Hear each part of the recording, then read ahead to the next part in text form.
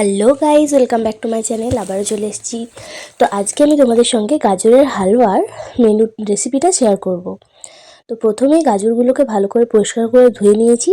তারপরে ওগুলোকে ভালো করে ছুলে নিলাম। ছোলার পর গ্রেট করে নিতে হবে। ভালো করে গ্রেট করে নেওয়ার পর আমি অনেকগুলো গাজর নিয়েছিলাম, অনেকটাই আমার গ্রেট হয়েছিল। তো গাজরগুলো গ্রেট করে নেওয়ার পর একটা কড়াইতে ঘি দিয়ে ভালো করে 10 মিনিটের মতো, মিনিট 10 ভালো করে একটু গাজরটাকে ভাজতে হবে। মিনিট 10 গাজরটাকে ভালো করে লাল লাল করে ভেজে নেওয়ার পর এগুলো মানে পরিমাণ মতো চিনি দিতে হবে। সেই চিনিটাকেও আবার 10 মিনিট ভালো করে ভাজতে হবে। পরিমাণ মতো আপনারা যেভাবে গাজরটা দেবেন সেই অনুযায়ী চিনিটা দেবেন। 10 মিনিট আরও ভেজে নেবেন চিনি দেওয়ার পর। প্রথমে 10 মিনিট, চিনি দেওয়ার পর আরও 10 মিনিট। তারপর আমি এখানে দিয়ে দিয়েছিলাম গরুর দুধ দেওয়ার পর ভালো করে নাড়াচাড়া করে পর এখানে আমি দিয়েছিলাম আরও আমুল দুধটা গুলে পর দিয়ে দিয়েছিলাম। আমুল দুধটা দিয়ে আরও কিছুক্ষণ নাড়াচাড়া করে পর ভালো করে কিছুক্ষণ ফুটতে দিলাম।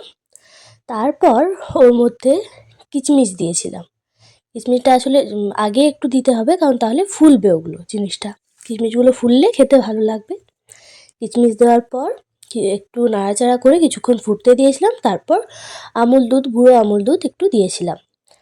তো গুঁড়ো আমুল দুধ দেওয়ার পর ভালো করে নাড়াচাড়া করে তৈরি হয়ে গেল আমাদের আজকের গাজরের হালুয়া।